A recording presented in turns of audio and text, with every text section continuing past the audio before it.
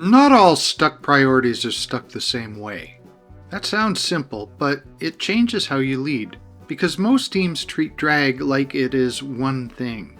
A priority is stuck, so they push harder. They add another meeting. They ask for another update. They tighten the follow-up. They ask the team to communicate better. And sometimes that helps, but often it doesn't hold. The priority moves for a week or two, then slows down again. The conversation comes back, the decision gets reopened. The same tension shows up in a slightly different form. That's usually a sign that the team is solving for the symptom, not the drag underneath it. The work may look stuck on the surface, but there are different reasons work gets stuck, and the fix depends on which kind of drag you're actually dealing with.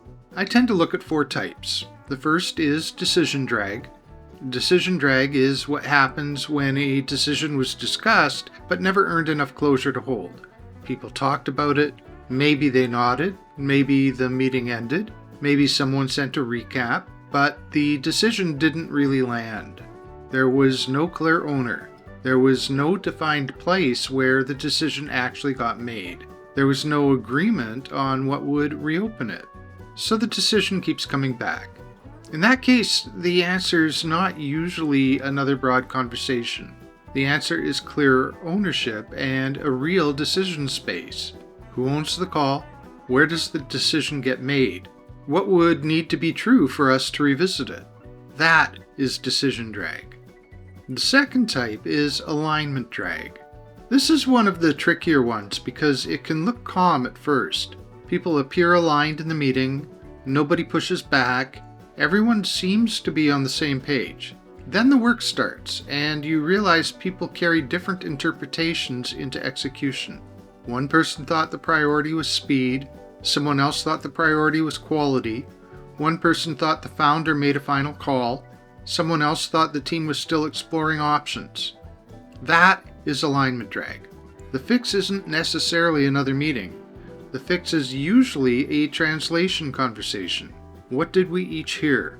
What does this decision actually mean in the work? What are we going to stop doing because of it? What trade-off are we accepting? Alignment isn't just agreement in the room. It's shared interpretation after the room. The third type is structural drag. Structural drag shows up when responsibility and authority don't match. Someone is accountable for the outcome, but they can't make the call. Someone owns the work, but still needs permission for every meaningful decision. A leader's expected to move something forward, but the authority lives somewhere else. That kind of drag creates hesitation. It creates escalation. It creates recurring check-ins that aren't really about coordination, they're about permission. When this is the problem, the fix is not motivation. It is not telling people to take more ownership. They may already feel the ownership. They just don't have the authority to act on it. Structural drag needs a role clarity reset. Who is responsible? Who has authority? Where does this decision live? What can this person decide without bringing it back? That's how you stop making people carry accountability without giving them the tools to act. The fourth type is human drag. Human drag is where the trade-off is visible but hard to name. Everyone can feel the tension. Maybe the team knows one project needs to be deprioritized. Maybe everyone knows a customer expectation can't be met without hurting the team. Maybe there's a founder preference that nobody wants to challenge. Maybe there's a people issue sitting under an operational issue. The team may have enough information, they may even know the right call, but the real issue hasn't been said out loud. That is human drag. And the fix is not another dashboard, it's not a better agenda.